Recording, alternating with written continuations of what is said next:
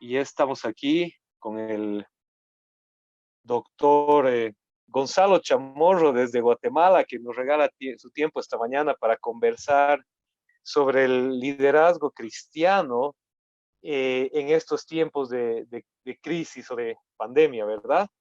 Entonces, solamente para comentar un poquito acerca de Gonzalo, yo tuve el privilegio de conocerlo hace unos años cuando yo estaba haciendo maestría en CETECA. Gonzalo, de hecho, fue mi primer docente y realmente fue vimos historia de las doctrinas, ¿no? Como se retituló la clase Historia del Dogma, que tenía que ver con la historia del pensamiento cristiano y fue para mí una clase muy, muy inspiradora.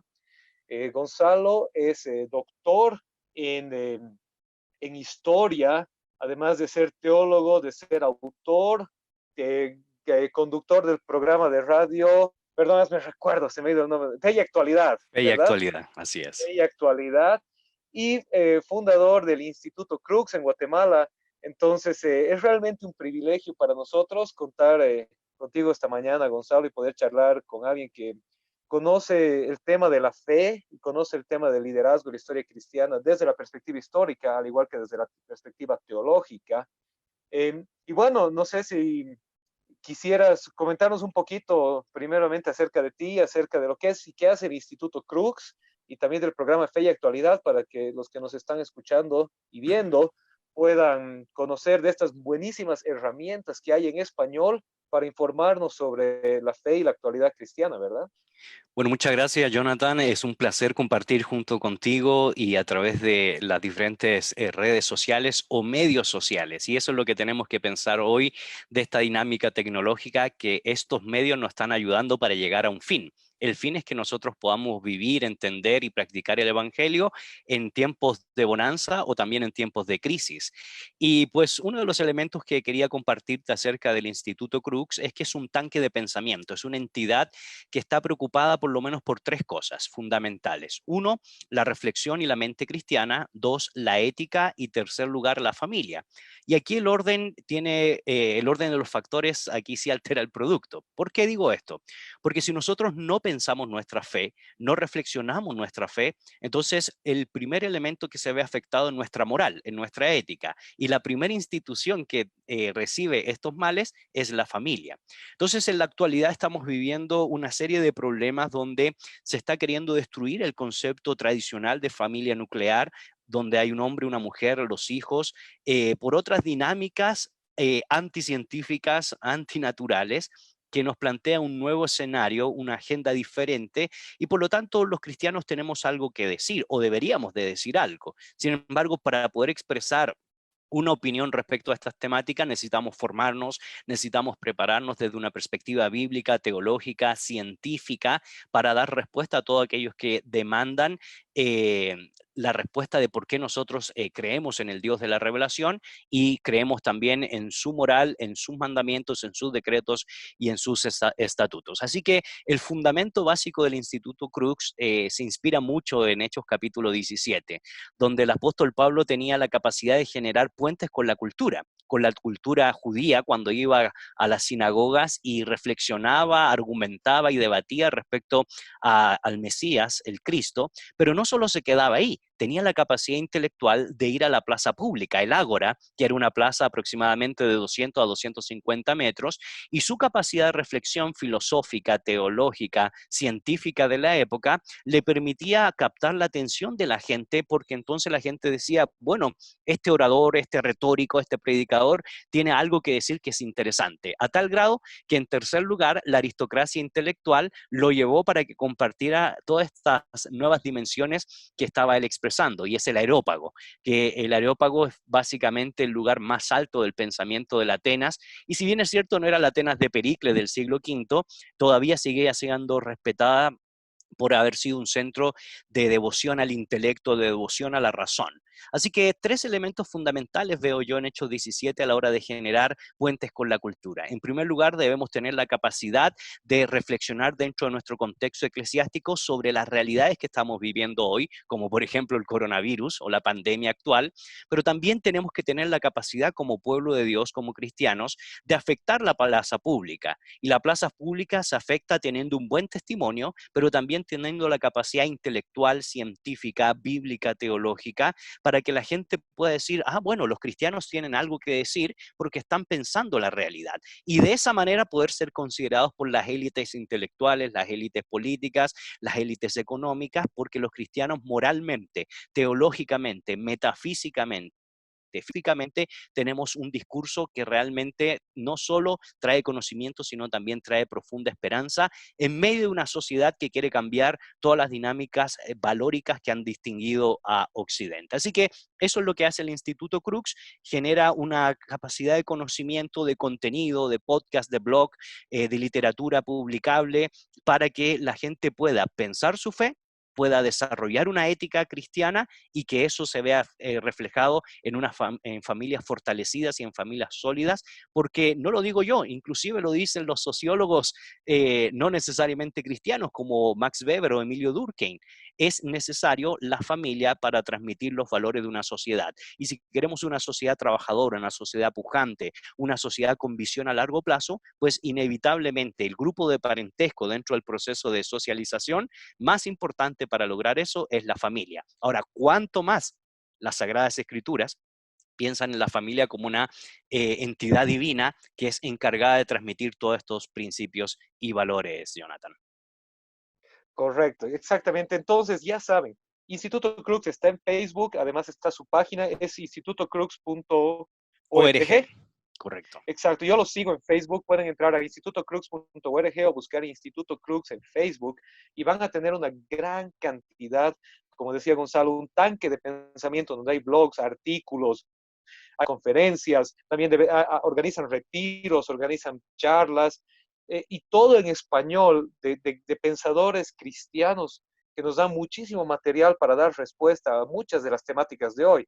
Obviamente en esta charla no vamos a poder tocar la mayoría de estas, pero sobre todo el día de hoy que la familia o la fe están siendo tan atacadas, para los cristianos es necesario tener fuentes valiosas, fuentes confiables de dónde obtener respuestas que sean basadas en la Biblia, pero también con una suficiente capacidad de razonamiento y de conocimiento para no solamente responder con clichés o responder con frases sueltas que luego nos dejan mal parados, sino poder responder desde un fundamento sólido a las temáticas de hoy. Y otra cosa importante con estos recursos y por qué hablamos del Instituto Crux y les motivo a todos a poderlo buscar y seguir, es porque a veces estamos comprando lo que el mundo está vendiendo.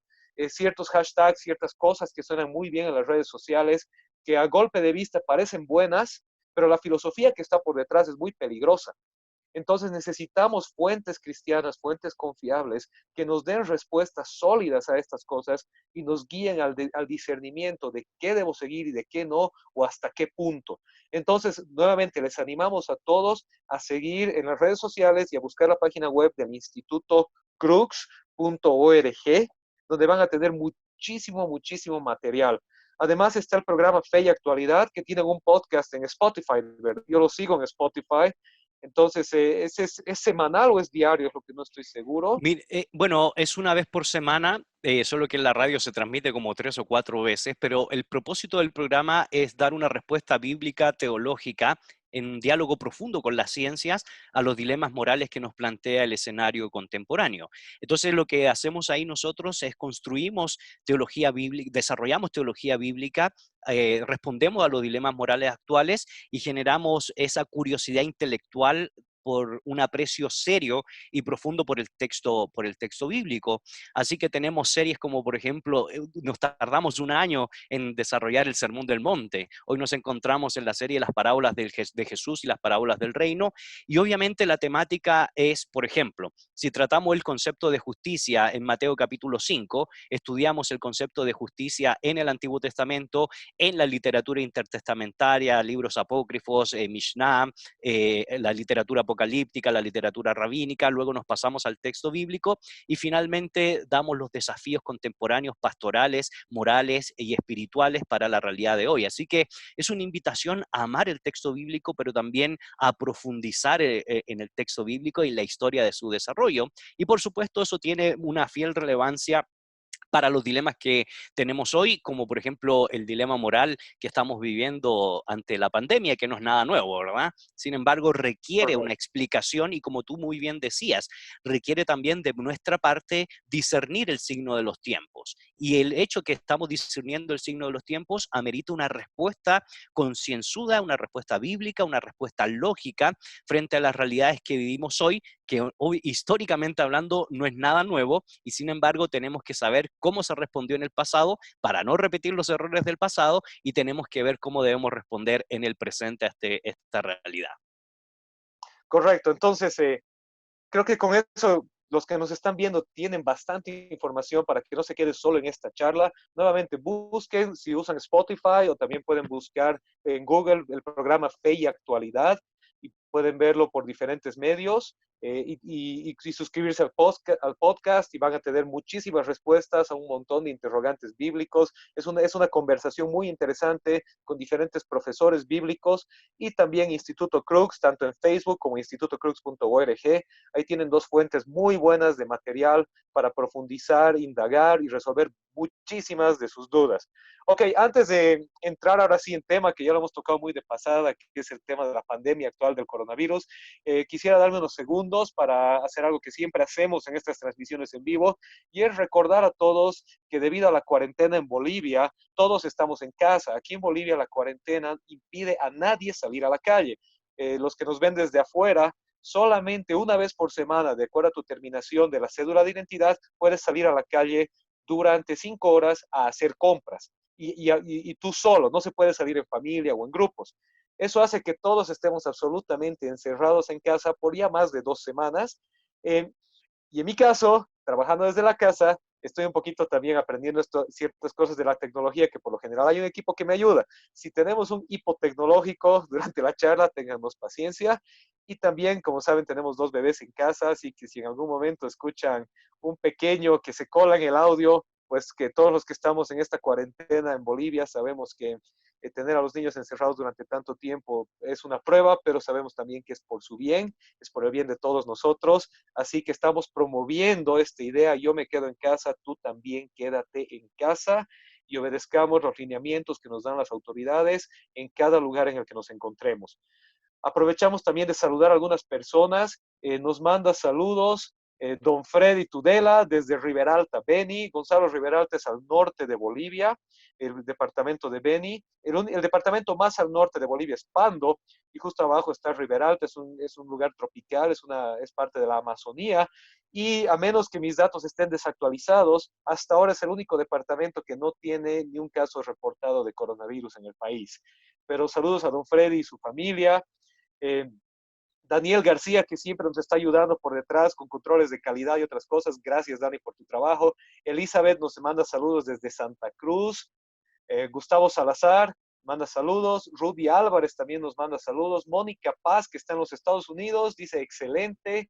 También tenemos saludos de Claudia Arce, de Ale Jiménez. Y hay uno que dice RFZDAV, saludos a ZDAV. Y bueno, gracias por estar. Y recordarles a todos que por medio de Facebook Live ustedes pueden ir enviando alguna pregunta, al igual que sus saludos, a medida que vayamos desarrollando el tema. Pueden escribir sus preguntas y Daniel, que está tras el escenario, me las va a ir mandando. Y vamos a tratar de responder a todas las preguntas en la medida de que el tiempo y la temática lo permitan. Eh, Muy bien, saludos a Patti Rebamontán, también saludos a Pamela Cadena, y con eso entramos en tema, estimado Gonzalo, nuestro tema que hoy nos compete, que es el tema del coronavirus y el liderazgo cristiano. ¿Cuál debería ser la respuesta de la iglesia y especialmente de los líderes cristianos con plataforma ante este tipo de situaciones o pandemias? Y bueno, dado que Gonzalo es un doctor en historia y un amante de la historia y de la historia universal, de la historia de la filosofía y también de la historia del pensamiento cristiano, tal vez podrías comentarnos un poco desde la perspectiva histórica, un vistazo muy breve, cómo ha ido la iglesia evolucionando, siendo transformada en su mentalidad y en su respuesta a este tipo de pandemias o de flagelos globales. Bueno, muchas gracias por la pregunta, porque es necesario hacérsela y sobre todo partir a la luz de la historia para ver cómo se ha dado respuesta a esta circunstancia. Y lo primero que tenemos que decir es que la historia de las pandemias no surge con el coronavirus contemporáneo que sucede en diciembre del año pasado, sino que hay toda una serie de pandemias que nosotros podríamos citar en el año 800 antes de Cristo, sobre todo en el mundo griego podríamos citar las graves pandemias que vivieron las hordas en tiempos de Gengis Khan. Podríamos citar las pandemias, por ejemplo, la plaga de Justiniano en el año 541 al 543, donde se nos dice que diezmó la población aproximadamente en 100 millones de habitantes, y sin embargo eso dio la posibilidad de una respuesta interesantísima en el pensamiento cristiano. Estamos hablando del siglo VI, donde una serie de pensadores cristianos interpretaron esta pandemia para que la gente pudiera desarrollar su espiritualidad a mayor profundidad y de esa manera no recibir el juicio divino o el castigo divino.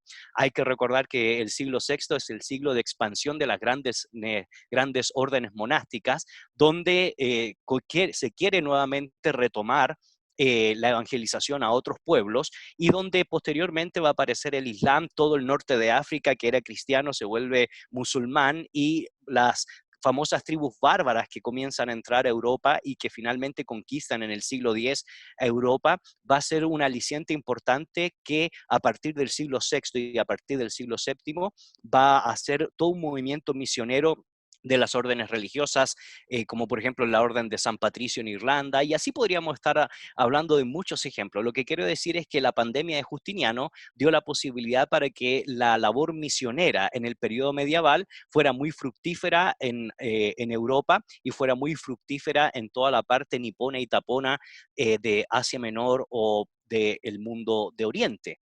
Pero, ¿qué más podemos decir de la historia como la peste bubónica, que casualmente venía de China y se transportaba por las pulgas que venían en las ratas de los barcos mercantes? Interesantemente, la población en Europa diezmó aproximadamente en un 60%, 30 millones de habitantes murieron en Europa, y se cree que esta pandemia, que después que pasa Europa llega a África, llega a Asia, diezmó la población en aproximadamente 200 millones de personas. Ahora, ¿cómo interpretó mayoritariamente la Iglesia esta peste que se dio en el año 1348 al año 1353 y que posteriormente tuvo sus rebrotes? Simple y sencillamente se interpretó como juicio divino por causa de los pecados de los seres humanos, es decir, a castigo divino. Y ese castigo divino ha estado presente, de hecho, hasta el día de hoy en parte de la interpretación que ha dado el liderazgo contemporáneo, porque indudablemente es una de las realidades que se leen en el texto bíblico, que una pandemia es producto de ese castigo, pero hay mucho más que eso. Lo que yo quería decir es que la peste bubónica tuvo varios rebrotes durante el siglo XIV y XV, pero tuvo un gran rebote en épocas de Martín Lutero. Y Martín Lutero, cuando llega a Wittenberg, se produce un rebrote de la peste bubónica o la peste negra, que producía, por cierto, hematomas en todo el cuerpo, y eso hacía que finalmente el virus entrara a la sangre y afectara, por supuesto, a la población. Y Martín Lutero da ciertas recomendaciones para su época. Lo primero que él dice es que la gente fuera prudente con la higiene, es decir, hay que cuidar el cuerpo, porque hay toda una teología que se desarrolla en el pensamiento de Martín Lutero sobre el concepto del templo del Espíritu Santo, y qué importante es que Dios no solo se preocupa del espíritu, sino también de la materia, porque rompen con toda esa dinámica dicotómica que afectó el pensamiento alegórico del siglo, por lo menos del siglo segundo hasta el siglo XIII de la era cristiana. Entonces, la primera recomendación que daba en la historia Martín Lutero era que la gente fuera prudente con la higiene. Por supuesto, la higiene Tal entendida en vez, la época medieval. perdón, una pequeña interrupción ahí para los que nos escuchan. Cuando hablamos de esta dinámica dicotómica, estamos hablando justamente de esta idea que nace mucho por una influencia platónica en la mentalidad de la iglesia, ¿verdad? De que lo espiritual vale y lo físico no, o lo físico es malo o de segundo plano. Entonces la iglesia Correcto. le dio demasiado énfasis a lo que entre paréntesis o entre comillas, podría llamarse la esfera espiritual en desmedro de la esfera natural o material. Y como Gonzalo decía, con Martín Lutero esto se rompe y se trata de reunir nuevamente la idea del cuerpo, del ser integral, que el ser espiritual, al igual que el ser natural o físico, es uno solo, es igual de valioso e importante. Obviamente estamos sobresimplificando una temática, pero me gusta mucho, y perdón la interrupción ahí, porque No, no es tal vez problema. en este tiempo se está viendo un renacimiento de esta idea dicotómica en ciertos movimientos cristianos en los que se habla de una sobreespiritualidad en desmedro de la realidad natural. Y tal vez podemos volver a tocar este tema un poquito más adelante para no cortarte el panorama Ah, histórico, o si no, no, quieres no, un poquito ya así entrar es. sobre esto. No, eso es importante lo que tú planteas porque siempre en tiempos de crisis surge este tipo de interpretaciones alegóricas de lo que estamos viviendo. Y de hecho la pregunta que nosotros tenemos que plantear, bueno, no la planteó en estos días el profesor Pablo Deiros, un teólogo e historiador, ¿cómo un Dios bueno permite esto? Y eso es ya una respuesta, es decir, Dios lo permite. Entonces las preguntas que tenemos que hacernos es ¿por qué ocurre esto? Pero también la pregunta clave que nos da la posibilidad de reflexionar es, ¿para qué ocurre esto? Y aquí está el filón teológico para responder, porque indudablemente hay causas sobrenaturales espirituales, pero no solo nos podemos quedar en esas causas sobrenaturales espirituales, sino también hay que reconocer que hay causas naturales y físicas, biológicas. Entonces, esta respuesta no amerita las antípodas o los extremos de quedarnos en solo una visión espiritual del problema, sino entender la visión de la materia, la visión física, la visión de las causas naturales de este problema biológico, ¿verdad? Entonces, ambas dinámicas nos permiten dar una respuesta, sobre todo como hemos mencionado, ¿verdad? La respuesta de Martín Lutero frente a al rebrote de la peste bubónica, pero quizás en un momento más podamos retomar eso. Lo que yo les decía entonces, frente a la peste negra, frente a la peste bubónica, la gente entonces para Martín Lutero debe ser gente prudente en la higiene, debe cuidar el cuerpo porque el cuerpo es tan importante como el alma, como el espíritu. Así que esa reflexión es importante que nosotros la podamos tener hoy en día. En segundo lugar, Martín Lutero planteaba que hay que tener solidaridad con las personas que sufren, sobre todo en tiempos de pandemia o de rebrote de la peste bubónica. En tercer lugar, Lutero dice que es tiempo y momento para que en cuarentena o en el claustro de nuestros hogares o en el claustro de nuestra soledad podamos volver a leer los salmos. Y es interesante porque en medio de la crisis, en medio de la pandemia, Martín Lutero se acerca al Salmo 46, Dios en nuestro amparo, y en medio de la pandemia y a la luz de ese Salmo 46 es que se construye el famoso himno Castillo fuerte es nuestro Dios. Entonces, la crisis, la pandemia, la peste bubónica le resultó finalmente a Martín Lutero una tremenda oportunidad para volver al texto bíblico, para volver a las Sagradas Escrituras, y es mi invitación al liderazgo de hoy, porque toda crisis siempre se constituye una oportunidad. Y para Martín Lutero se constituyó la oportunidad de recordar que si Dios es nuestro amparo, también es nuestro castillo, también es nuestra fortaleza. Y es ahí que surge el famoso himno que probablemente muchos de los oyentes videntes han cantado o recuerdan en octubre, ¿verdad? Cuando se celebra la Reforma Protestante. Pero también el Salmo 27 que se escribe en un contexto de guerra, y hay otros intérpretes que plantean que más que una guerra es una metáfora de una terrible enfermedad terminal, pone en relieve cómo la fe puede demostrar, pues se puede demostrar a través de los diferentes dolores o a través de las diferentes pandemias, poniéndose de pie y confiando en la esperanza del Señor que tarde o temprano responderá a las circunstancias difíciles, a las circunstancias existenciales que se plantea el salmista, porque las preguntas que hay hoy son ciertas y son reales. Bueno, ¿qué voy a comer? ¿Qué sucede si se muere un familiar? Son preguntas existenciales que nosotros tenemos que darle una respuesta y no solo quedarnos en la curación de las preguntas que tenemos que hacernos frente a esta realidad. Así que la tercera invitación entonces de Martín Lutero es volvamos a los salmos, entendamos que el salmista, a pesar que era perseguido, a pesar que tenía preguntas hacia Dios, ¿por qué Dios me sucede esto? ¿Por qué me persiguen? Si yo te he buscado de todo corazón, Jehová, ¿realmente tú eres mi pastor? ¿Será que nada me faltará? Y la respuesta y la conclusión final del salmista es que a pesar de las circunstancias difíciles, el Señor sigue siendo mi pastor. A pesar de las circunstancias complejas, como plantearían los profetas menores, y mira qué interesante porque los profetas menores le antecede el libro de Lamentaciones, y tú lees a todos los profetas menores y son todos quejumbrosos.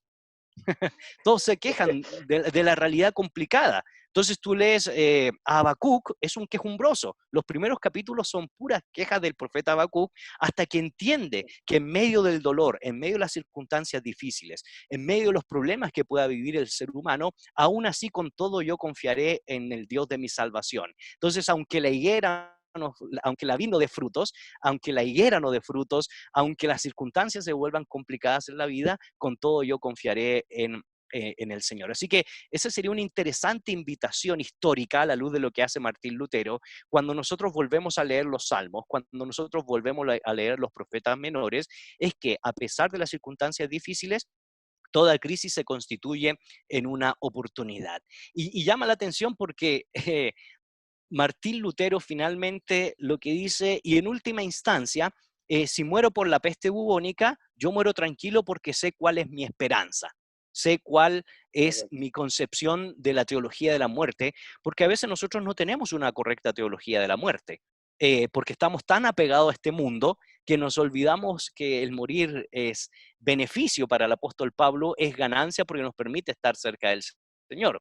Pero claro, en términos generalizados, en términos dicotómicos, como tú lo habías planteado, nos gusta mucho la materia de este mundo y no lo sobrenatural, la presencia de Dios. Así que así podríamos estar hablando toda la mañana de la historia, podríamos hablar de la pandemia rusa, la peste o la influencia asiática 1957, 1958, La o la gripe malaria, española, bastante más reciente. exactamente, la pandemia española o la H2N2 o H1N1, influencias que realmente diezmaron a la población. La gente murió aproximadamente 10 millones de personas, pero ve qué interesante, hasta ahora estamos reflexionando sobre esta pandemia con la gran cantidad de contagiados y muertos que hay, pero si tú haces el análisis de cuántos niños mueren por hambruna, mueren más niños por hambruna que esta pandemia. ¿Y dónde está el mensaje cristiano, la solidaridad cristiana frente a esta realidad? Entonces, ¿qué tiene diferente esta pandemia a lo históricamente que hemos mencionado, de la peste justiniana, de la peste bubónica, de la cólera 1881? Es que esta es la primera pandemia que se da en el siglo XXI y que es de carácter global. ¿Y por qué es de carácter global? Porque el contagio ha sido tan acelerado producto al intercambio turístico, al intercambio económico, al desarrollo de las muertes de las distancias, que es obvio que esta pandemia se haya producido en un contexto acelerado que haya puesto en jaque al campo científico, al mundo científico, de no poder encontrar una respuesta rápida y efectiva. Porque la peste bubónica se tardó 3 años en expandirse en Europa, imagínate, y que nosotros Ujú. llevamos 3 meses, un poquito más de 3 meses, y el nivel de contagio es impresionante, pero nuevamente se debe a esta dinámica globalizada, a esta realidad que nos permite el intercambio masivo, donde gente que se encontraba en China haciendo negocios o haciendo turismo, obviamente expandió este virus y hoy estamos viendo las complejidades de algo que no es nuevo, y sin embargo nos plantea dinámicas para reflexionar desde otra cosmovisión frente a esta realidad globalizada. Correcto. Y bueno, sobre todo lo que hablábamos, hay dos puntos que tal vez me gustaría retocar y que me llaman la atención. Y uno es el tema de la esperanza, cuando hablábamos de Lutero, y obviamente lo ve desde los Salmos, que es muy interesante. Pero justamente la semana pasada hablábamos de una transmisión en vivo por este mismo medio, en Romanos capítulo 8, cuando el apóstol Pablo nos plantea una doble esperanza de una manera muy interesante, cuando él habla de la esperanza futura que tenemos cuando tengamos el cuerpo glorificado y la resurrección final con Jesucristo, ¿verdad? Es decir, Correcto. que como cristianos, todo, todo este plano natural, independientemente de que salgamos de esta completamente en pie o no, tenemos una esperanza que sabemos a dónde vamos, sabemos cuál es el final para nosotros y nuestros seres queridos en Cristo. Pero al mismo tiempo, en el mismo Romanos capítulo 8, Pablo nos plantea una esperanza actual cuando dice que todas las cosas ayudan a bien para aquellos que aman a Dios, ¿verdad? y es lo que hace un rato mencionabas, como también el mismo Lutero lo plantea, o como la iglesia en la historia lo ha visto como una oportunidad de apegarnos a Dios, de confiar en Él, de crecer, de demostrar amor y caridad hacia los demás. Entonces, para aquellos que caminamos en la fe, caminamos en dependencia de Dios, tenemos una doble esperanza, una esperanza presente y una esperanza futura, una esperanza presente de que en este caminar Dios está con nosotros, de que Él sigue estando en control de nuestras vidas y del universo. A la vez que sabemos que si el resultado no es el que humanamente quisiéramos, Dios no ha dejado de estar en control, sino que Él nos tiene una gloria futura preparada, una promesa, que tal vez es parece ser un débil consuelo en un momento en el que uno está atravesando la pérdida de un ser querido o un dolor personal muy grande, pero es por medio de la fe y la esperanza de saber quién Cristo es y lo que Él ha hecho, realmente nos consuela porque elimina de nosotros la desesperanza de una incertidumbre, de pensar que alguien que se fue para siempre, eh, de saber que tenemos en Dios una esperanza de un futuro mejor, pero al mismo en el encuentro final con Él, pero al mismo tiempo en este caminar de la tierra que no lo enfrentamos solos, que lo enfrentamos de su mano, que lo enfrentamos en la fe de Él y en su compañía. Y ahí es bueno retornar a los salmos, a los profetas y también al mismo apóstol Pablo para recordar eso, de que no existe calamidad, sufrimiento, circunstancia global, personal, familiar, que sea más grande que el amor de Dios en Cristo Jesús y el consuelo y la esperanza que Dios da para nosotros, ¿verdad? Sí, así es. Y Entonces, perdón, adelante. Yo creo que el planteamiento que estás haciendo es fundamental. Y ya lo hemos visto a través de la historia poniendo un ejemplo de muchos ejemplos que se han dado a lo largo del pensamiento cristiano, sobre todo en tiempos de crisis. Y lo primero que tengo que decir es que las grandes teologías bíblicas e históricas que se han dado en el pensamiento cristiano casualmente han surgido como respuesta ante la crisis. Hablamos de la peste bubónica como una causa de la reforma protestante. Si tú piensas en la Primera Guerra Mundial, en la Segunda Guerra Mundial o en el Holocausto, hicieron de los pensadores cristianos sacar lo mejor de la teología de la esperanza de Jürgen Moltmann o la teología que retorna a la palabra de Karl Barth, o inclusive el pensamiento de entender el Cristo desde abajo de Karl Rahner, porque Karl Rahner como teólogo se pregunta dónde estaba Dios cuando Cristo estaba sufriendo. Y la respuesta es muy sencilla, él mismo estaba sufriendo para dar esperanza. Así que lo que tú planteas es fundamental que nosotros como cristianos lo podamos entender, porque, claro, suena fuerte decirlo, pero el que muere por coronavirus, un cristiano que muere por causa del coronavirus, sabe que tiene una experiencia diferente por su concepto esperanzador de la muerte.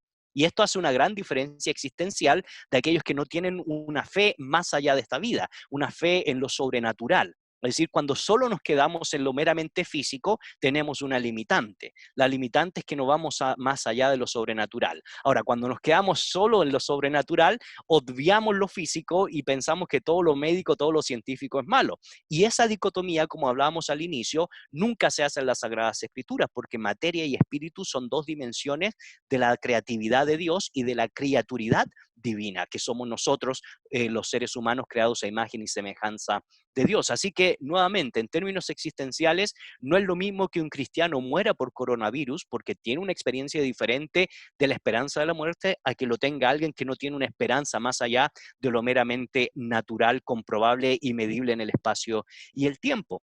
Por eso, nuevamente, las crisis nos plantean siempre una oportunidad, la oportunidad de reflexionar, de repensar y de sacar lo mejor de nosotros mismos. Y el propio Lutero, pensando en el marco histórico, nunca tuvo una actitud derrotista.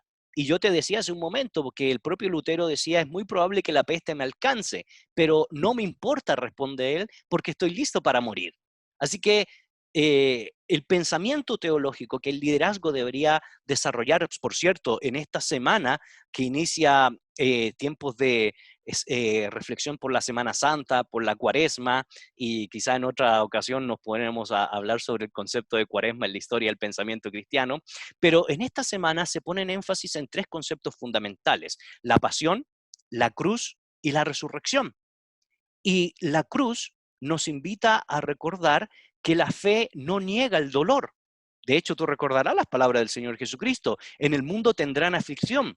Pero ¿cuál es la clave? La clave es que la cruz no se limita solo a la cruz, sino va de la mano con la resurrección. Porque la respuesta del Señor Jesucristo es que si bien es cierto tendrán aflicción, también les recuerda que yo he vencido el mundo. Y ese sentido de la Correcto. esperanza, de una teología de la esperanza, es fundamental para nosotros los cristianos. ¿Por qué digo esto? Porque el secreto del cristianismo es que Jesús no le sacó el cuerpo al dolor y al sufrimiento. Es decir, él siendo Dios podría haberle sacado el cuerpo y podría haber evitado la cruz, podría haber evitado la Correcto. pasión, podría haber evitado el Calvario. Sin embargo, ese sacrificio expiatorio nos lleva a concluir que Dios entiende el dolor humano porque lo ha padecido en su propio cuerpo y como lo entiende, entonces embellece el dolor. Embellece la compasión, embellece la generosidad, embellece la esperanza, porque al no sacarle el cuerpo al sufrimiento, el Señor Jesucristo da esa posibilidad de tener esa esperanza y esa esperanza que no niega el dolor, porque en el sufrimiento, en el dolor, nosotros experimentamos la fuente del consuelo. ¿Y cuál es la fuente del consuelo? Según 2 Corintios, capítulo 1, verso 3. La fuente del consuelo es ese Padre misericordioso y es ese Dios de toda consolación, que nos permite experimentar pruebas, tribulaciones, aflicciones en este mundo para que nosotros recibamos ese consuelo divino y podamos acompañar a aquellos que están siendo atribulados. Por lo tanto, esperanza no se puede desligar de la solidaridad. La esperanza no se puede desligar de la compasión. La esperanza no se puede desligar de lo meramente científico, físico y material, porque Dios inclusive toma en cuenta aquellas respuestas científicas para darle solución como parte del discernimiento del signo de los tiempos. Así que el discernimiento no solo es espiritual, también es físico. El discernimiento no solo es físico, también es espiritual. Y por lo tanto la esperanza cobra un sentido profundo en nuestra reflexión contemporánea, porque los creyentes no deberíamos tener temor. Tú recuerdas en Juan capítulo 20, por ejemplo, donde los discípulos estaban encerrados en una especie de cuarentena porque pues el Señor había muerto y ahora qué vamos a hacer, el Sanedrín nos persigue, la circunstancia se vuelve complicada, ve los discípulos camino de Maús, estaban totalmente sin esperanza, hasta que el Señor Jesucristo se les aparece en medio de esas circunstancias de cuarentena y les dice que no tengan miedo. Un cristiano no debe tener miedo a estas realidades complejas, a estas realidades difíciles, sino más bien se debe constituir en una oportunidad misionera, en una oportunidad que nos permita demostrar que el cristianismo es optimista, no ingenuo, pero es optimista, a diferencia de otras realidades, como por ejemplo el Islam, que en medio de las crisis se vuelve no tan optimista, sino pesimista, ¿verdad? Entonces, Presidente. el ¿Cuál mensaje es? de la Adelante. Termina, Solo termina. termino con eso. Sí. El mensaje de la esperanza cristiana es un mensaje optimista. ¿Por qué? Uno, Dios haciéndose hombre no le saca el cuerpo al dolor y al sufrimiento, sino más bien el dolor y el sufrimiento cobran otra dimensión en el mundo cristiano porque el cristianismo, el mensaje del cristianismo le da belleza al dolor y el dolor y el sufrimiento hacen acrecentar nuestra fe, nuestra paciencia y las virtudes más importantes que nosotros podamos exponer en medio de la crisis. ¿Y cuál es la virtud más importante que nosotros podemos exponer? Es que a pesar de las circunstancias, nosotros seguimos creyendo en el Dios de la esperanza. ¿Y qué nos dice el Dios de la esperanza? Que en este mundo tendremos aflicción, pero yo he vencido el mundo. Correcto, exactamente. Y bueno, sobre un par de cosas que mencionabas, me gustaría, no es el tema de hoy en absoluto hablar del Islam, pero brevemente para quienes nos ven, cuando hablamos de que el Islam no es tan optimista, nace de un concepto fundamental, que el Islam, la voluntad de Alá es desconocida, ¿verdad? Es decir, en la cosmovisión islámica, sin entrar en sus grandes diversidades, porque mucha gente piensa que hay un solo Islam, es decir, una sola línea de pensamiento islámica y en realidad es altamente diversa, pero una cosa que es universal a ellos es que la voluntad de Alá no se conoce. Todo lo que pasa es inshallah, ¿verdad? O sea, Dios lo quiere y por qué lo quiere nadie sabe, Él no nos tiene que explicar. A diferencia del Dios cristiano, el Dios de nuestra cosmovisión judeo-cristiana, que Dios sí hizo manifiesta su voluntad, Él nos dice que podemos conocerlo, podemos llegar a discernir y conocer. Obviamente, es verdad que la Biblia pregunta quién conocerá la mente del Señor. No vamos a terminar de comprender toda la mente o todos los razonamientos de Dios, pero sí Dios por lo menos nos dio a conocer ciertos fundamentos de su pensamiento como estos, ¿verdad? Que en situaciones de dolor, de pandemias, de temas globales, familiares o personales, Dios está con nosotros, Dios ha vencido al mundo, Dios nos trae esperanza. Entonces, la cosmovisión judeocristiana, decimos judeocristiana porque es tanto el Dios del Antiguo como el del Nuevo Testamento, que es un mismo Dios, es una misma filosofía que se va expandiendo, pero nosotros no necesitamos ser fatalistas o resignarnos porque sí Dios nos da respuestas. Puede que a veces no sea la respuesta que queremos escuchar, pero sí Dios nos brinda respuestas, a diferencia de otras cosmovisiones en las que las respuestas de Dios son completamente desconocidas o inimpugnables, ¿no? Perdón, este es uno de los temas, pero otro tema que mencionabas, en el que me gustaría que sí entremos un poquito más, es en el tema de que el cristiano no debe ser, en la respuesta no debe ser, no debe resignarse, pero tampoco debe ser ingenuo, ¿verdad? Claro. Sino que debes tener una esperanza.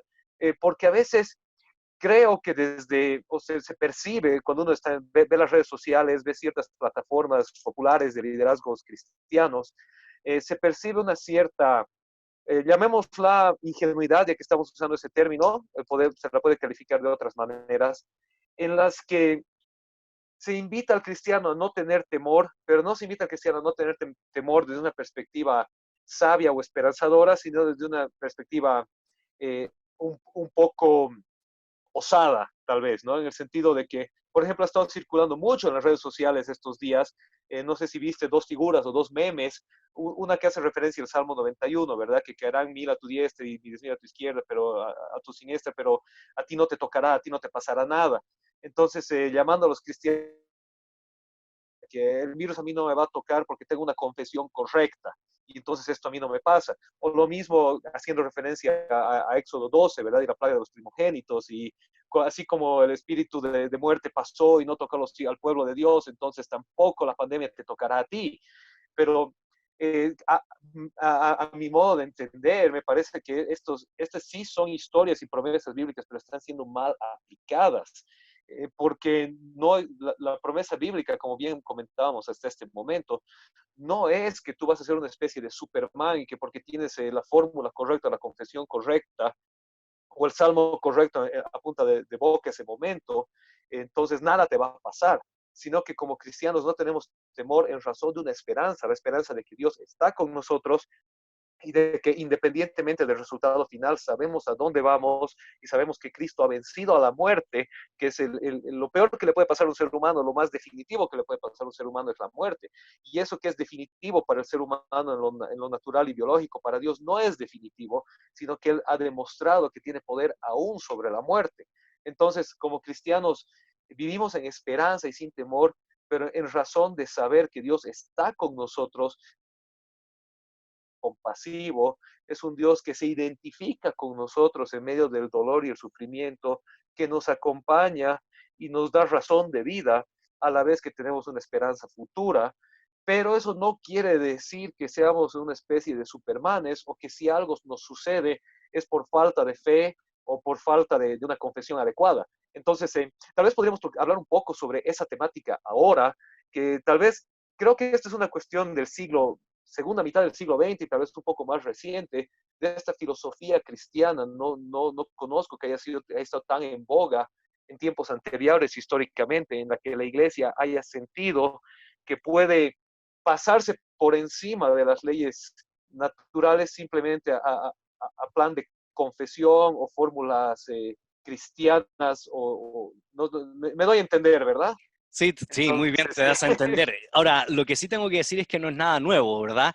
A lo largo de la historia del pensamiento cristiano siempre han existido esas interpretaciones de que por yo ser una persona redimida, la sangre de Cristo me cubre en todas las áreas de mi vida o la sangre de Cristo me cubre en todas las decisiones que yo hago. Bueno, esa era la interpretación, por ejemplo, de los cruzados. El hecho de solo ser cristiano, entonces me vuelvo una especie de iluminado y eso me permite entonces hacer lo que simple y sencillamente se me antoja porque soy una especie de iluminado cristiano. Lo mismo pasó con las interpretaciones de los teólogos en los tiempos de la conquista. España, por ser considerado el país que iba a instaurar el reino de Dios en épocas de el famoso pensador que en el año 1214, 1215, Joaquín de Fior, dijo proféticamente que España iba a instaurar el reino final de Dios, y cuando se expulsa a los moros, se expulsa a los judíos y se descubre América, entonces creyeron que las profecías de Joaquín de Fior se estaban cumpliendo en los grandes conquistadores, ¿verdad? ¿Y por Correcto. qué? Tal ¿Y vez, por pero qué? es una especie de postmilenialismo, ¿verdad? Tienes razón. Sí ha existido esta mentalidad, corrijo, toda la Exactamente, razón siempre. históricamente. De hecho, Tal vez la tú aplicación es estudias, diferente hoy. exactamente, tú estudias el siglo III y el maniqueísmo era una especie precisamente de sentirse alguien que era bendecido en el cuerpo espiritual, porque estaba todo el debate gnóstico de esa época, simple y sencillamente por pertenecer a la confesión maniquea. Así que toda Ajá. esta realidad ha estado presente en la historia del cristianismo, y entonces el cristianismo, al exponer todas estas dinámicas alegóricas o lecturas alegóricas de las Sagradas Escrituras, y no estoy negando, por supuesto, la dimensión sobrenatural del cuidado del ser humano, pero tampoco yo quisiera dejar de lado la responsabilidad que tenemos como seres humanos frente al orden creado. Dios nos manda a ser mayordomos de la creación.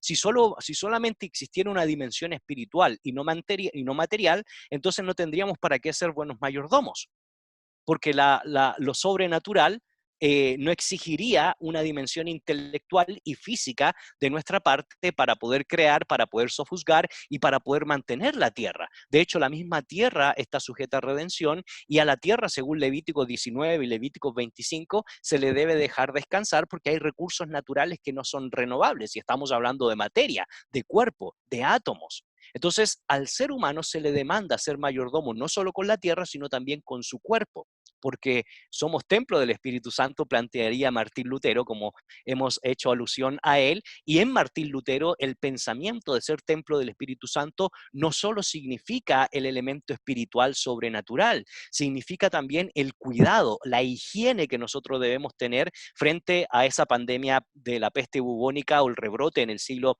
XVI, pero frente a esta realidad que hoy estamos viviendo. Es decir, la mayordomía no se limita a nuestra confesión de fe y mucho menos a nuestra confianza en el Señor, sino también va mucho más allá, a tomar en cuenta las dinámicas científicas, las dinámicas médicas, la higiene a la cual nosotros somos llamados, porque precisamente eso es parte del cuidado de la creación, es parte del cuidado de nuestro cuerpo, es parte del cuidado integral por la forma en que nosotros hemos sido creados. Así que es bueno, sabio, tomar en cuenta estos consejos, porque nosotros no podemos estar proliferando o declarando por todos lados que a mí no me va a pasar nada porque a mí, por pertenecer a determinada denominación o confesión de fe, tengo un manto sagrado. ¿Y qué sucede si mueres por causa del coronavirus? Pues queda en detrimento el nombre del Señor, porque no hiciste una interpretación correcta de lo que implica la mayordomía y el cuidado de lo espiritual, pero también de lo material en términos del cuerpo,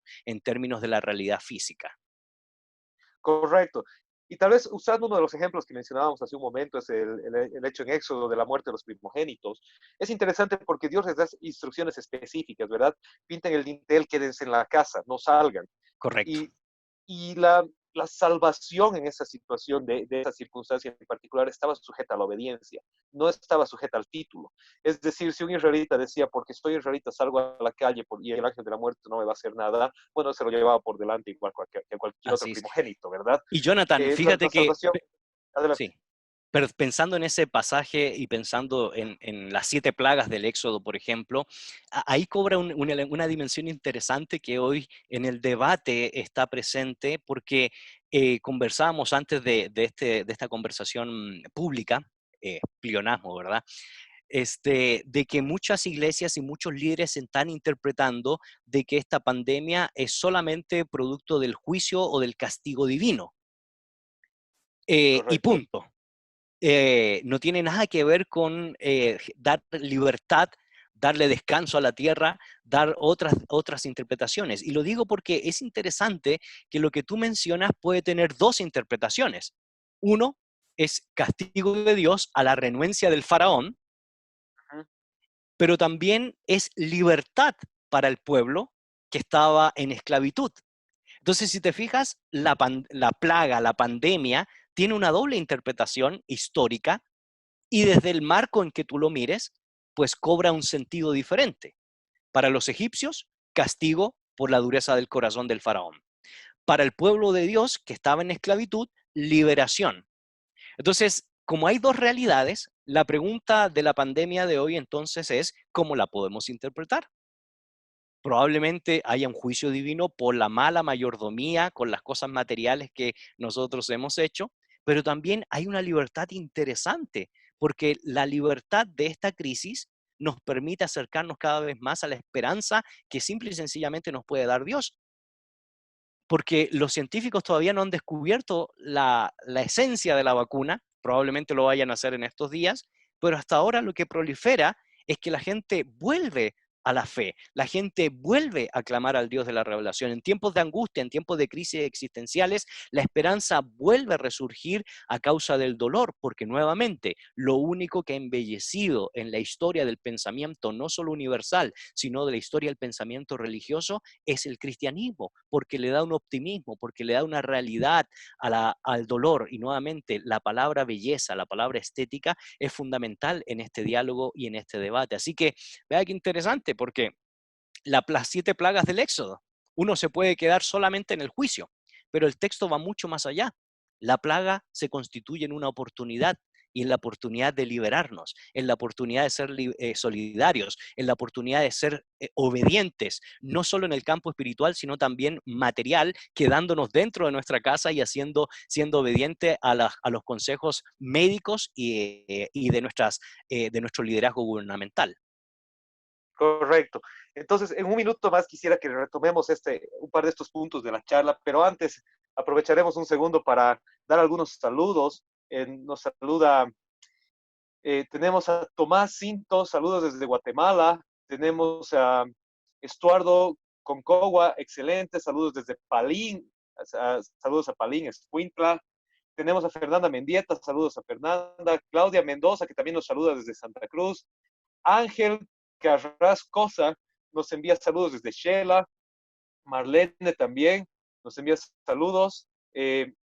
Entonces tenemos bastante gente viendo y enviando saludos y gracias a todos ustedes por, eh, por sus gentiles saludos. Nos llega una pregunta, la voy a leer y vamos a ver si en este momento la respondemos o más adelante. Dice así, Viviana Candelaria, una diferencia fundamental entre Islam, judaísmo y cristianismo es que Dios es padre. Los judíos, no los musulmanes, creen que Dios no tiene hijo, mientras que los cristianos creemos en Juan 3:16, que Dios tiene un unigénito y ese es Jesucristo. Esto es fundamental en nuestra fe y el Mahdi islámico vendrá pronto para tratar de sacarnos de este fundamento. Sí, no es el tema de hoy, como hablábamos, analizar la filosofía islámica o la filosofía judía o la teología islámica judía, porque nos va a pinchar la lengua para desviarnos del tema. Sin embargo, hablábamos solo en el contexto particular de la pandemia y la esperanza, ¿no? La referencia al Islam o al judaísmo eran desde la perspectiva simplemente de la esperanza que tenemos en este tipo de situaciones, que nuestra fe judeocristiana, hablando de la Biblia integral, Antiguo y Nuevo Testamento, los designios de Dios son conocidos para el hombre, a diferencia de la fe islámica, en la que la voluntad de Alá es desconocida, ¿verdad? Así Entonces, es. Y a eso Jonathan, nos referíamos. Sí, adelante. yo también quisiera agradecer los comentarios que han ingresado en mi red social. César de León, excelente ponencia. Mis hermanos, saludos desde Huehuetenango, Guatemala. Verónica Estrada nos comenta, me encanta, gracias. No hay que tener miedo, hay que tener gracia, misericordia, solidaridad, amor, compasión. No hay que tener miedo a la muerte porque nuestra esperanza es mucho mayor que simplemente abandonar este cuerpo material. Nuestra confianza, esperanza y lo que da sentido a nuestra existencia es sobrenatural que alcance una vida eterna, plena en Jesucristo por la eternidad. Así que muchas gracias por esos comentarios. Muchísimas gracias. Sí, gracias a todos los que nos ven y envían preguntas y comentarios. Son muy bienvenidos. Eh, Tal vez recapitulamos algunos pequeños detalles para poder entrar en un par de otras temáticas importantes. Eh, Hablábamos primero de que en este tipo de situaciones no es sabio hacer una diferencia entre lo espiritual y lo natural así tajante. ¿Por qué? Porque somos seres integrales, tanto espirituales como materiales, y vivimos en un mundo integral, en un mundo con leyes naturales, un mundo que Dios ha ordenado naturalmente, a la vez que es un mundo controlado sobrenaturalmente por Dios, ¿verdad? Eh, También hablábamos de que no es sabio o correcto reaccionar como cristianos de una manera temeraria o imprudente, pensando que porque tenemos la confesión o el salmo correcto o el Espíritu Santo en nosotros, vamos a poder llevarnos todo por delante y a mí no me pasa nada. Sino que la bendición también en estos casos, o la salvación, está sujeta a obediencia. Veíamos el caso del Éxodo, ¿verdad? Cuando pasa el ángel de la muerte y Dios dice que ningún primogénito de los israelitas iba a ser tocado, estaba sujeto. Discúlpenos con problemas de la tecnología. Ya estamos de vuelta. Ok, bueno, Gonzalo, muchas gracias y mil disculpas por el tema tecnológico. Estas integraciones en vivo a veces nos plantean algunos desafíos, ¿verdad? Pero bueno, veníamos hablando del tema del liderazgo cristiano ante estas pandemias y estábamos justo en la recapitulación cuando se nos Así cortó es. la conversación y hablábamos de que eh, tenemos que evitar una dicotomía, sobre espiritualizar o sobrenaturalizar las cosas, sino hallar ese equilibrio entre el factor del componente espiritual a la vez que el componente natural. Y que el tener una confesión adecuada, un versículo adecuado en mente, no nos va a hacer una especie de supermanes, sino que debemos seguir las pautas que tanto racionalmente, científicamente Dios nos da para evitar este tipo de cosas, a la vez que tener la esperanza y la fe en que tenemos un Dios que está en absoluto control y un Dios que es todopoderoso. Eh, Creo que esa es una buena recapitulación de lo que veníamos hablando y me gustaría entrar en dos temas que podemos conversar. Uno que venías tocando muchas veces a lo largo de nuestra conversación y tiene que ver con la respuesta de la iglesia ante estas cosas, porque históricamente se ve que en este tipo de situaciones la iglesia puede responder con esperanza, puede responder con compasión, puede responder con generosidad. Entonces, tal vez podríamos hablar sobre cuál debe ser la respuesta adecuada de la iglesia ante este tipo de circunstancias, ante este tipo de pandemias. Y una segunda cosa que sería interesante que podamos conversar es justamente cuál debe ser el tono o el mensaje de los líderes eclesiales ante este tipo de cosas. Ya hemos visto que, por ejemplo, un mensaje quijotesco de decir, citate al Salmo o acordate de esta historia bíblica y con eso sal nomás a la calle que aquí no pasa nada, no es bíblico ni correcto. Pero entonces, ¿cuál debería ser sí el mensaje correcto del liderazgo, al igual que el accionar correcto de la iglesia, verdad? Bueno, Jonathan, si me permites, antes de pensar en la iglesia y en el liderazgo de la iglesia, quisiera reflexionar a tono individual, familiar, y Por después favor. podemos pensar en la iglesia y en el liderazgo. Porque pensando en Albert Einstein, él decía que la crisis inevitablemente trae progreso. Pensando en el marco científico, pensando en el marco del espacio y del tiempo, pensando en el marco de la materia o de lo comprobable en términos de objetividad, de acuerdo al marco del método científico. Es decir, toda pandemia, toda crisis política, toda crisis militar, toda crisis económica, hambruna, etcétera, etcétera, va a traer progreso. ¿Por qué? Porque la crisis saca lo mejor del ser humano. Entonces, cuando tú estudias la historia de toda esta realidad, te van a dar cuenta que, por ejemplo, la, la angustia inevitablemente trae o creatividad o decadencia. Entonces yo pienso nuevamente retomando la peste bubónica, la peste negra de la Edad Media, pues interesantemente en ese confinamiento, en esa cuarentena, salió lo mejor de la literatura italiana. Boccaccio, el Dante, Petrarca o la famosa obra de el flautista de Hamelin. Eh, y por antonomasia lo que vino, producto de esa crisis, fue el movimiento renacentista. Y el movimiento renacentista dio la posibilidad, no solo en el marco filosófico, sino también en el marco literario, de volver a los grandes clásicos que le habían dado sentido a Occidente y a Oriente. Entonces, cuando nosotros hablamos de las causas de la Reforma Protestante y hablamos del humanismo renacentista nos dio la posibilidad de volver a estudiar el texto griego, de volver a estudiar el texto hebreo y de hacer las traducciones a los idiomas vernáculos, como fue la traducción que hizo Martín Lutero del Nuevo Testamento, en primer lugar al alemán, que es la base de la gramática alemana. Así que la crisis de la pandemia, la crisis de la peste bubónica, fue una gran oportunidad para fortalecer el intelecto, la curiosidad intelectual, entendiendo y pensando un poco la reflexión que hace Albert Einstein de la crisis, ¿verdad? La crisis inevitablemente trae progreso y quien supera la crisis, dice Albert Einstein, se supera a sí mismo. Y obviamente nosotros tenemos un valor agregado, que nosotros superamos la crisis porque no tenemos temor, pero superamos la crisis porque tenemos un sentido de esperanza en el presente, pero también un sentido de esperanza más allá del presente, sino que en ese futuro sobrenatural, en ese espacio que nosotros llamamos eternidad, que nunca se conecta a nuestra realidad material, porque los cielos nuevos y la tierra nueva descienden a la tierra, no se quedan en el mundo Correcto. microcósmico sobrenatural. Así que sobre esa premisa, y partiendo de lo que hemos reflexionado a lo largo de todos estos minutos o esta hora que hemos dialogado sobre la pandemia, sobre la historia, sobre ciertos elementos que el texto bíblico nos inspira y nos invita a no temer, como dice Isaías 41:10, porque Él está con nosotros, no desmayemos porque yo soy tu Dios, dice el Señor.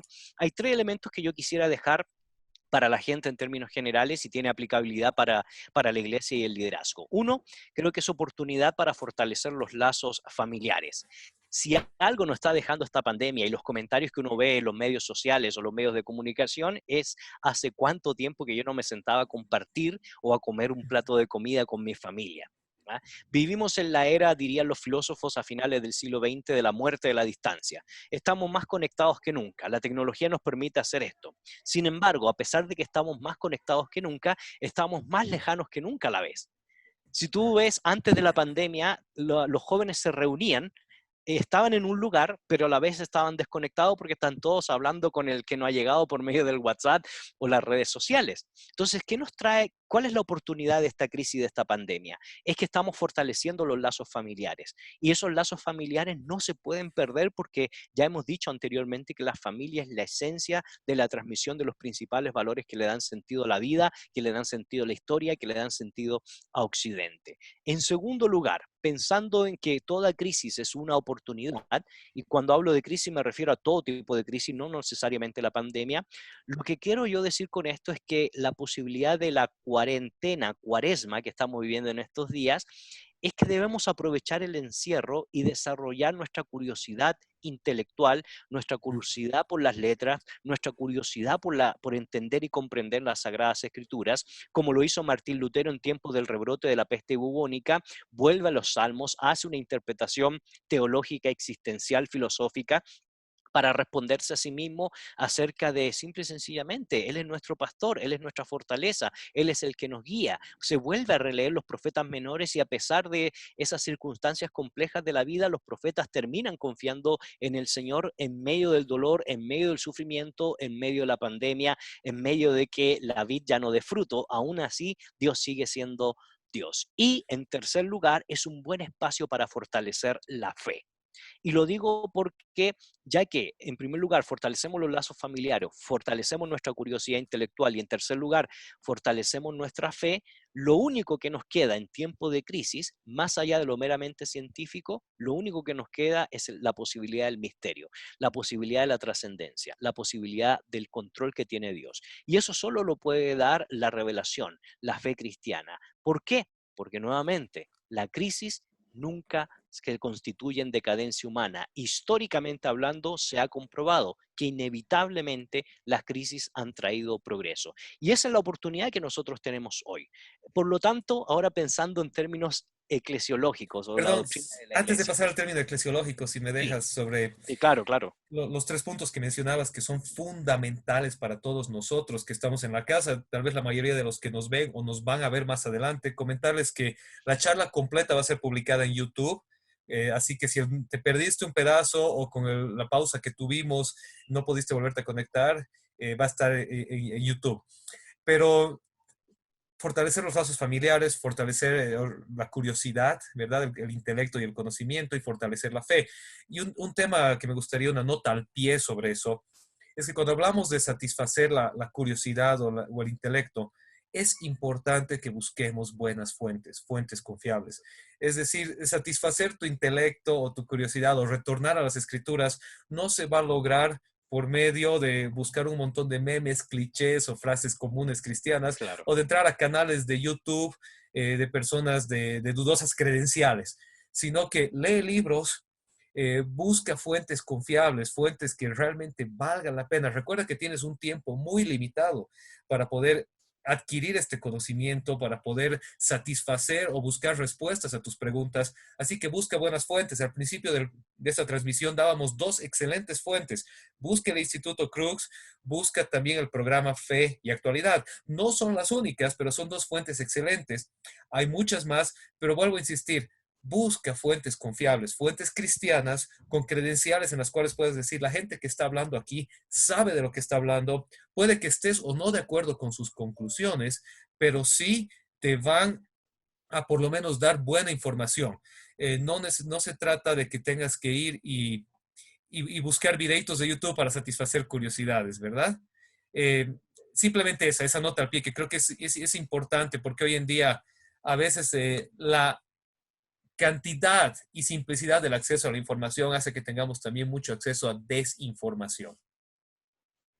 Sí, correcto. Y la verdad es que la idea o la dinámica de generar curiosidad intelectual en medio del encierro, nuevamente ha producido las grandes obras literarias que han marcado la historia del pensamiento. Así que esto se constituye en una posibilidad importantísima de que volvamos a leer los grandes clásicos, de que volvamos a leer la buena literatura que se ha desarrollado a lo largo de los tiempos, pasado, presente y por supuesto las dinámicas que se están desarrollando hoy. Es una posibilidad para evaluar dónde está la cultura y hacia dónde deberíamos ir.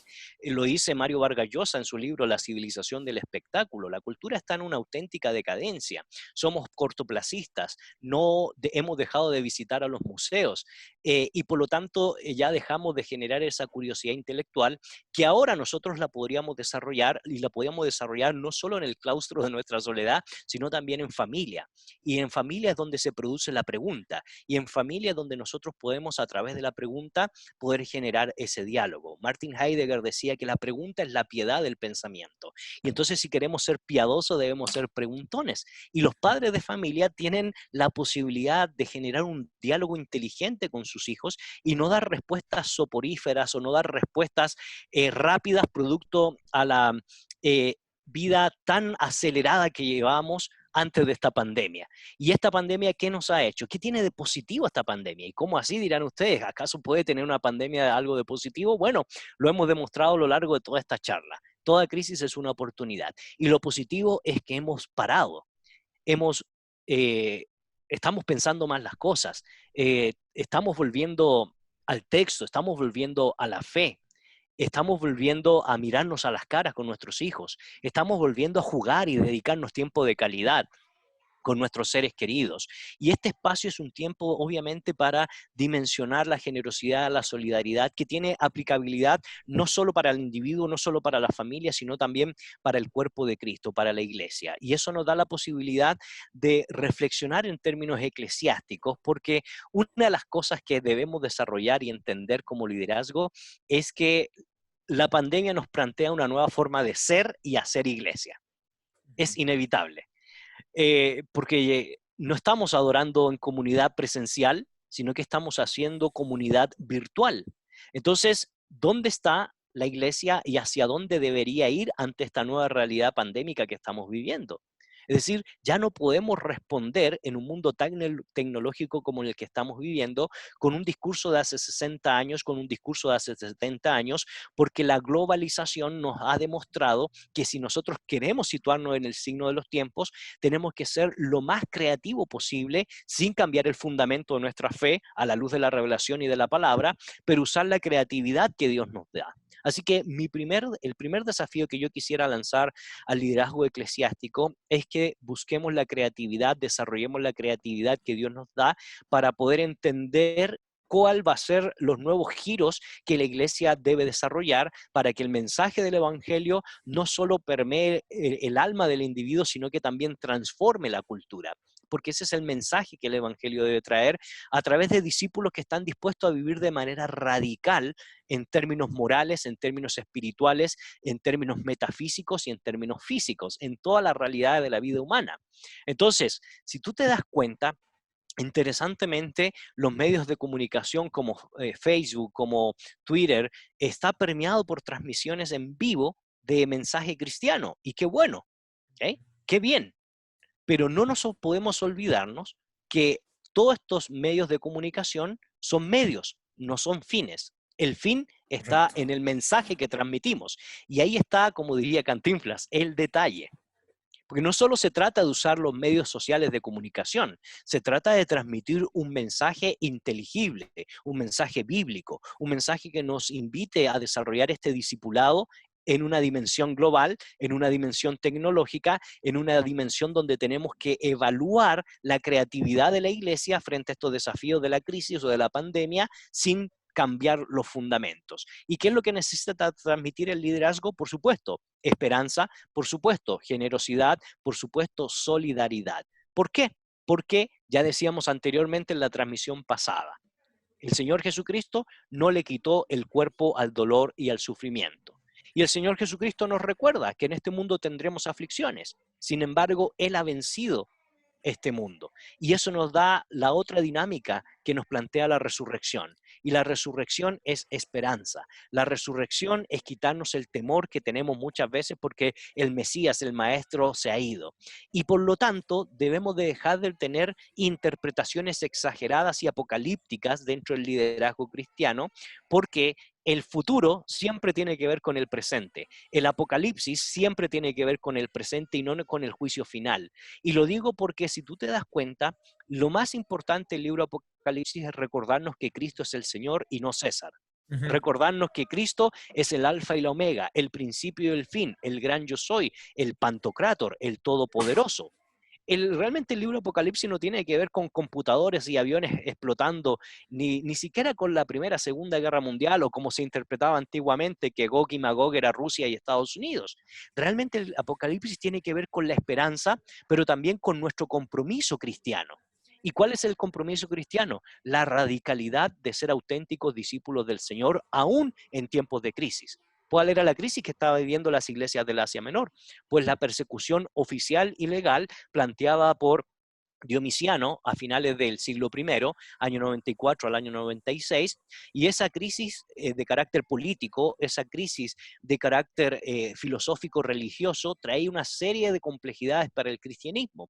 Y el llamado de Juan, el discípulo amado, Juan de Patmos, que estando preso, por cierto, en Patmos, una isla donde se practicaba la minería, una isla muy compleja y un lugar muy complejo, el llamado del pastor Juan es que las iglesias vivan de acuerdo a la vocación con las cuales fueron llamados, en medio del dolor, en medio del sufrimiento, en medio de las circunstancias difíciles, siendo discípulos radicales. ¿Por qué? Porque para el Señor Jesucristo no hay términos medios. Por cuanto eres tibio, te vomito, dice la palabra del Señor. Así que en medio de eso, el Apocalipsis nos da una oportunidad para el liderazgo de poder desarrollar un auténtico discipulado en términos de pandemia, en términos de crisis. De hecho, la creatividad va relacionada con la posibilidad de ser relevantes y transformar la cultura. Cuando Juan de Pasmo le escribe a la iglesia de Éfeso, uno de los elementos interesantes que me llama mucho la atención era que la iglesia de Éfeso funcionaba muy bien en términos de programas eclesiásticos, había tenido nada más y nada menos que de fundador al apóstol Pablo, de pastor a Timoteo y ahora de pastor a Juan, el discípulo amado. Ya uno quisiera haber tenido esa clase de pastores, ¿verdad? Y entonces era una iglesia sólida en términos de doctrina, era una iglesia sólida en términos de formación, pero tenía un problema serio. El problema serio es que había perdido su primer amor. ¿Qué significa eso? Había perdido las correctas motivaciones de por qué hacían las cosas. Y al perder las correctas motivaciones de por qué hacían las cosas, no tenían un rumbo, no tenían una meta final, no tenían un aliento para poder desarrollarse en tiempos de crisis. ¿Y cuál es el llamado del Señor Jesucristo a la iglesia de Éfeso? Arrepiéntete y vuélvete al primer amor. ¿Qué significa eso? Volver a la verdad, al verdadero sentido del Evangelio, al verdadero sentido de la esperanza, al verdadero sentido de cómo el cristianismo transforma la cultura. Y es el llamado que nos está haciendo el Señor hoy en día al liderazgo, a la iglesia, que desarrollemos la creatividad a través de lo que Dios nos ha dado, la capacidad de pensar, de discernir y de producir. Pero esa creatividad tiene que ver con ese impacto que nosotros deberíamos desarrollar por medio de la esperanza, la solidaridad y la generosidad, siendo una iglesia que se sitúa en el signo de los tiempos y siendo una iglesia que es relevante respondiendo de acuerdo a todas las dinámicas que se nos posibilitan el día de hoy. Correcto. Entonces, mucho que desempacar ahí, pero es muy interesante y tal vez resumo en un par de cosas importantes y es el mensaje y la acción, ¿verdad? Ser una iglesia de acción a la vez que una iglesia de mensaje. Y creo que esa es igual una dicotomía que muchas veces se ha planteado en la iglesia. Hay iglesias que se enfocan demasiado en el mensaje, en desmedro de la acción, e iglesias que son de mucha acción en detrimento del mensaje. Y eso es algo que el Señor Jesucristo no nos permite separar. Es decir, no somos un movimiento de filantropía, pero tampoco somos un movimiento monástico en el que solamente meditamos y conversamos sin plantear acciones relevantes para nuestra sociedad y entorno. Entonces, en ese sentido, la iglesia debe en este momento ser vocal en su mensaje de la esperanza del Evangelio de Jesucristo, de la salvación de Dios con nosotros y Dios en nosotros y de la esperanza futura por medio de la victoria y la resurrección de Jesucristo. Pero a la vez, la iglesia debe también, en base a sus recursos, sus posibilidades, su contexto y su entorno, plantear medidas que ayuden, medidas que realmente traigan alivio a la sociedad. Y eso será un desafío para cada líder cristiano, para cada agrupación cristiana, para cada región y país que es diferente. Pero es una buena pregunta para que todo líder cristiano se haga en este tiempo. ¿Qué Y podemos perdona, hacer? Jonathan, Sí, solo para antes de tu pregunta, y yo creo que es tiempo, en este tiempo de crisis es necesario pasar de la teología de la prosperidad a la teología de la compasión, porque el que sufre necesita esperanza. Y no tampoco, y esto ya no va tanto para los líderes eclesiásticos, sino también para los teólogos que están interpretando esta realidad y esta situación. Tampoco es tiempo para quedarnos solo en la especulación y en la elucubración teológica o filosófica del problema, sino también es necesario que respondamos prácticamente a las preguntas existenciales que se hace la gente, con toda razón, esté cierto, esté equivocado, con toda razón, en medio de la crisis, en medio del dolor, surgen las preguntas existenciales. Y por eso nuestra invitación es que la gente no tenga miedo, que la fe nos permite la esperanza, que desde la fe nace el valor, que desde la fe nacen las reflexiones y las respuestas bíblicas más importantes en la historia, porque las crisis han hecho sacar lo mejor de la doctrina, lo mejor del discipulado, lo mejor de la misión de la iglesia. ¿Por qué? Porque la misión nunca se hace en términos proselitistas. La misión de Dios siempre se hace en términos encarnacionales, que sufre con el que sufre, que llora correcto, con el que llora, pero también que se goza con el que se goza. Y eso podemos encontrarlo en la pandemia y la crisis de hoy. correcto. Eh, se nos está yendo la hora, pero antes de eso quisiera brevemente retocar algunos temas de los que hemos venido hablando. Hemos hablado de que esta pandemia no es única en la historia, sino que es la que nos tocó vivir, ¿verdad? Que como toda pandemia tiene características únicas y tal vez cuando nos toca vivirla la atravesamos de otra manera. Es como dicen, es diferente ver una película de guerra que luchar en la guerra. Entonces nos está tocando vivir algo de lo que muchas veces habíamos escuchado en los libros de historia y tal vez pensamos que nunca iba a volver a pasar, pero es parte del ciclo de este Así es. planeta. Pasa hoy y volverá a suceder y esta es la que nos tocó, pero igual saldremos adelante como siempre hemos salido adelante. La pregunta es qué lecciones sacar de esto al final y qué hacer en medio de esto. Y eso es de lo que hemos tratado de estar hablando el día de hoy.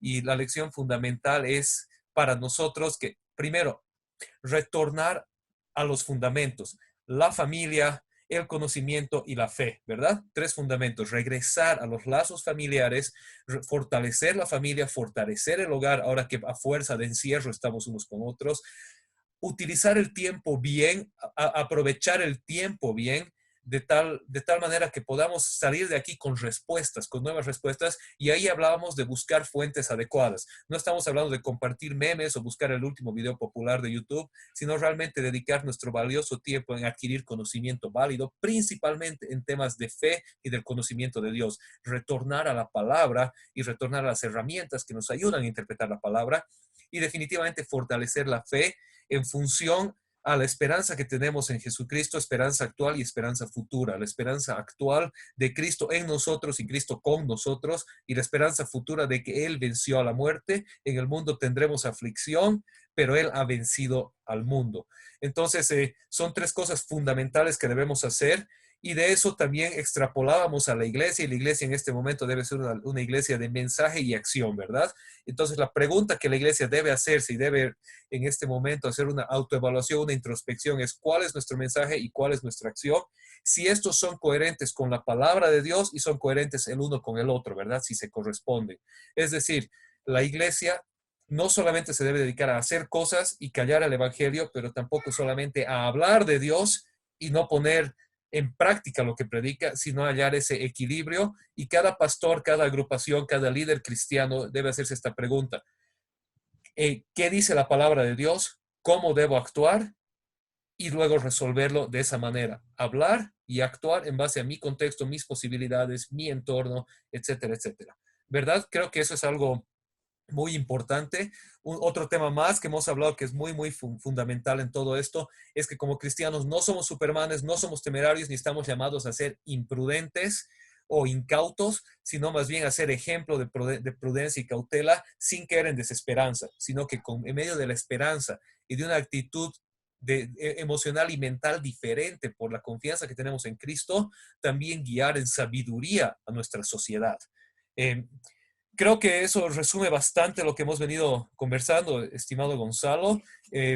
Así es. Y bueno, antes de concluir, en el momento que se nos cayó la conversación, yo le extendí una invitación a Gonzalo y la vamos a agendar al futuro, pero un tema que hemos venido hablando en medio de todo esto, no hemos podido profundizar porque se nos va el tiempo, es el tema de sacar lo bueno a la vez que lo malo. Y hablábamos del éxodo, ¿verdad? Y de las plagas de Egipto, que para Egipto fueron castigo o juicio divino, pero para el pueblo de Israel fueron liberación. Y hablábamos de que en medio de todo esto hay lecciones positivas y también hay un descanso que Dios le está dando a la tierra. Y hablábamos de que no es un evento apocalíptico en el sentido popular de que es el fin del mundo y Dios mandó el coronavirus para venir mañana, sino que es un evento como cualquier evento de proporciones globales apocalíptico, en el sentido del llamado a recordar quién es Señor y qué es lo que la iglesia está llamada a hacer. ¿Correcto? Así es. Y bueno, en medio de todo esto, para nada más concluir, es que podríamos hablar de que este coronavirus de cierta manera le ha dado un descanso a la tierra, ¿verdad? Está limpiando los aires, limpiando las aguas, poniéndole una pausa a la explotación global que el ser humano ha generado, aplicando tal vez una mala mayordomía de aquello que Dios nos dio. Y yo sé que este es un tema del que Gonzalo tiene mucho que decir, y extendemos la invitación para en una futura charla hablar sobre mayordomía de la creación. ¿Qué dice Dios acerca de lo que el ser humano debe y no debe hacer con la creación? ¿Hasta qué punto el ser humano es responsable del resultado de la creación? Pero de la misma manera, recordar el tema de que bíblicamente Dios creó la tierra para el hombre, ¿verdad? Porque hoy hay un movimiento muy fuerte que lo hacen jocosamente, pero hay una tal vez peligrosa filosofía por detrás que dice que si el ser humano se extinguiera, la tierra estaría mejor. Y eso creo que es un concepto completamente contrario a la palabra de Dios, pero al mismo tiempo sí, bíblicamente el ser humano tiene una fuerte responsabilidad. Y cuando el ser humano incumple su responsabilidad, Dios puede permitir situaciones como estas para recordarnos o alinear algunas cosas. Tal vez brevemente, sin profundizar, porque lo tocaremos otro día en una charla, pero si podrías comentarnos un poco sobre esto y dejarnos así como dicen, con un cliffhanger, Picaditos. una idea abierta, picaditos, para poder sintonizar la próxima conversación. No va a ser esta próxima semana, pero va a ser en el futuro próximo, Dios mediante. Sí, Gonzalo. bueno, básicamente la pregunta que nos plantea este diálogo sobre teología y creación, teología y tierra, ecoteología, que es lo que suena hoy en el ambiente académico, es qué tanta responsabilidad ha tenido el ser humano de la decadencia que estamos viviendo en términos naturales, o no. Y es lo que vamos a intentar responder. ¿Por qué Dios nos demanda a nosotros que seamos los representantes y mayordomos de la creación? Por lo tanto, lo que hacemos o dejamos de hacer repercute en el orden creado. Y finalmente, ¿por qué Dios en Levítico 19, Levítico 25 nos invita a que dejemos descansar la tierra porque hay recursos naturales que no son renovables? Eso se conoce como la ley del jubileo. La pregunta es, ¿se ha respetado, se ha desarrollado, se ha realizado alguna vez en la historia del pensamiento bíblico y la historia del pensamiento judeo-cristiano el respeto y el cuidado por la creación? Bueno, lo responderemos cuando llegue el turno de poder dialogar toda esta dinámica, Jonathan. Sin embargo, yo solo quisiera terminar esta conversación eh, recordando algunos elementos que son importantes a la luz de la historia. No podemos olvidarnos, en primer lugar, que el cristianismo transformó la cultura grecolatina los primeros 4 siglos en tiempos de crisis. No podemos olvidarnos que el cristianismo transformó la cultura medieval para la cultura moderna gracias a la reforma protestante en tiempos de crisis. No podemos olvidarnos que la revolución científica es producto en primera instancia de un acto de fe respondiendo a las crisis morales, económicas, políticas y pandémicas como fue la peste bubónica en tiempos de la Reforma Protestante. No podemos olvidarnos que el surgimiento de la universidad, en palabras de Anselmo de Canterbury en el año 1112, 1111, 1112, fue producto a una crisis moral, crisis espiritual y crisis política que estaba viviendo Europa en el siglo XI. Entonces la pregunta es, y el desafío es en torno al tema que nosotros estamos dialogando el día de hoy.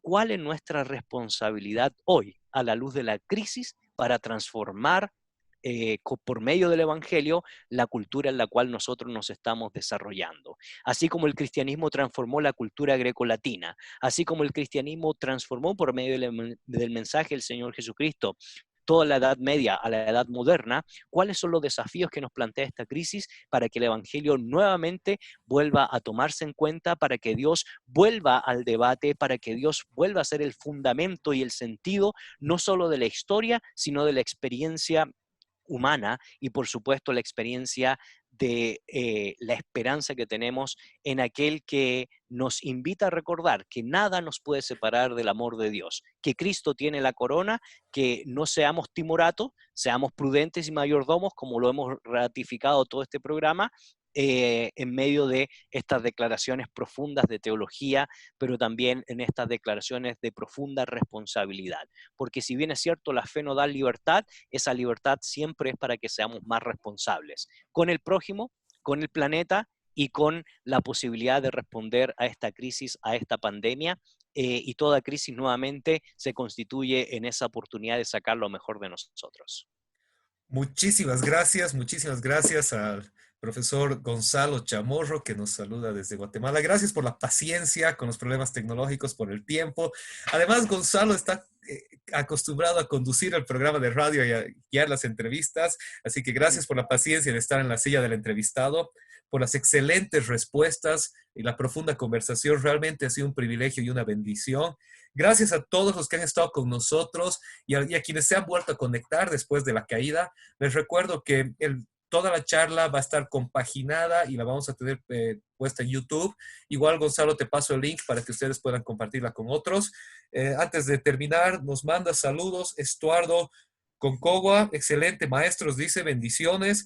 Quique Cotza desde San Raimundo, Guatemala. Cris Estrada dice, un crack Gonzalo Chamorro.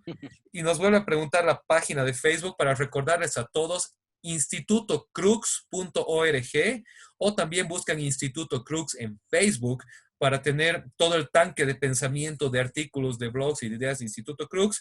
Y si les gusta o si quieren tener algo para escuchar, pues busquen el programa Fe y Actualidad búsquenlo en Google, busquen la radio 97 de, ¿cuánto es de Guatemala? La frecuencia. 99.7, El Camino. 99.7 El Camino en Guatemala, y en todo el mundo está también en Spotify.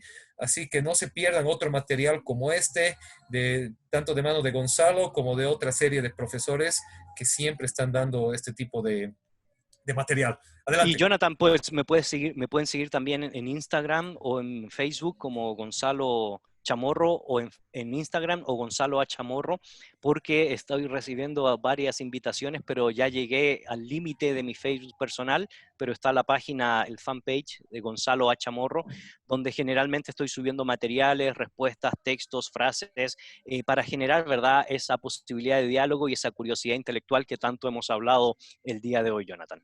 Perfecto, muchísimas gracias. Igualmente les invitamos a seguir la página de Génesis Cochabamba en Facebook, y también nos pueden buscar en Instagram, igualmente como Génesis Cochabamba, y el canal de YouTube de Génesis Cochabamba, donde verán contenido como este, contenido musical y todo tipo de contenido de edificación.